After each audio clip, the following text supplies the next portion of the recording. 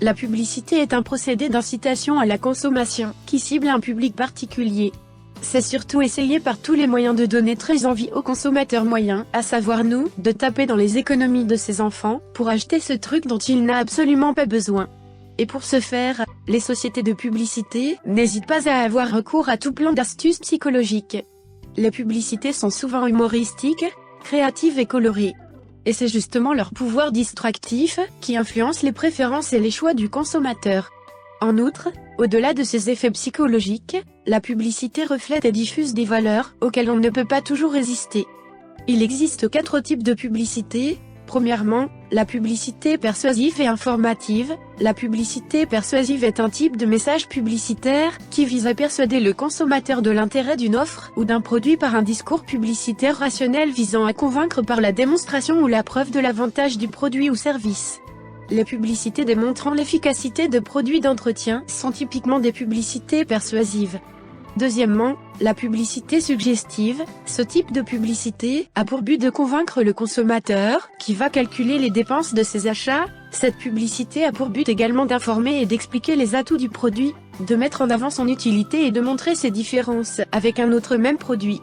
Troisièmement, la publicité mécaniste. Ce type de publicité a pour but d'influencer le consommateur avec des mécanismes et des automatismes où l'identité du produit ou de la marque sont omniprésentes. C'est-à-dire que la marque va instaurer un système de répétition de son slogan pour marquer l'esprit du consommateur. Quatrièmement, la publicité projective, intégrative. Ce type de publicité a pour but de cibler toutes les catégories sociales.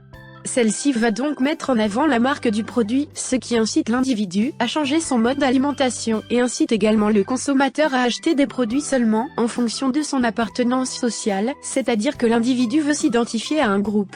Les stratégies des publicitaires. Pour qu'une publicité télévisée fonctionne, elle doit toucher le téléspectateur, afin de lui procurer le besoin de consommer. Le publicitaire s'appuie sur le schéma théorique suivant. A. On attire l'attention. I. On suscite l'intérêt. D. On provoque le désir. A. On déclenche l'achat.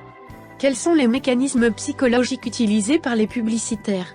Le conditionnement évaluatif. Cette stratégie consiste à associer un stimulus chargé émotionnellement, par exemple, la joie, la sympathie, la douceur, à un stimulus neutre, la marque du produit, même si cette association est dénuée de toute logique. L'effet d'amorçage. Cet effet consiste à faire précéder un stimulus d'une perception, d'un comportement ou d'une pensée, afin de l'influencer.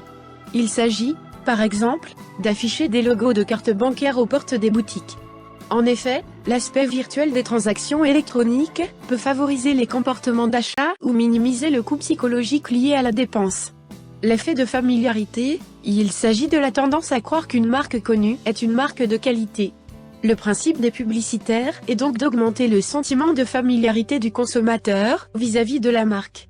Un moyen très efficace consiste à faire écouter des mélodies publicitaires qui ont la particularité d'être entêtantes et qui répètent le nom de la marque plusieurs fois, par exemple, heureusement il y a fin du, ou on se lève tous pour Danette, Danette, Danette. Cette répétition va accroître le sentiment de familiarité avec la marque et donc influencer le choix du consommateur. Faire autorité. En petits soumis que nous sommes, nous avons naturellement tendance à obéir aux figures d'autorité de notre société, parents, patrons, experts. C'est notamment pour cette raison que nos amis pubards calent dans tous leurs spots publicitaires des spécialistes de tout et n'importe quoi qui nous assure que notre vie ne sera plus jamais la même si on choisit ce dentifrice exceptionnel qui lutte activement contre la plaque dentaire. Répétition. Dans ce spot publicitaire, il y a un mécanisme de répétition, ce qui incite l'individu spectateur à consommer le produit de la marque citée dans la publicité. Le slogan « Savez-vous qu'il était moins cher chez Leclerc ?» de Leclerc a été étudié pour cela. La marque Hollywood veut montrer que leur chewing-gum inflige une référence à un groupe. Cette publicité fait constamment illusion à la jeunesse ou un groupe de jeunes.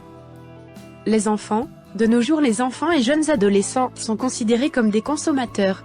En effet, les enfants peuvent avoir une influence sur leurs parents et sont donc des prescripteurs d'achat.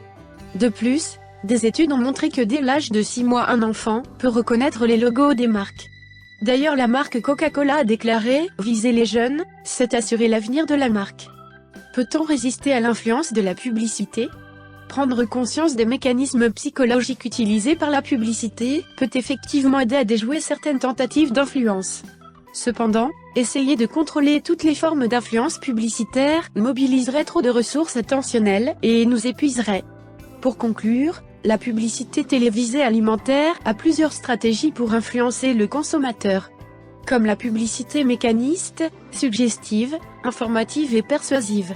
Elle a également des conséquences sur nos choix alimentaires, ce qui provoque des changements néfastes dans la vie des consommateurs. Merci. Et n'oubliez pas d'abonner à notre chaîne.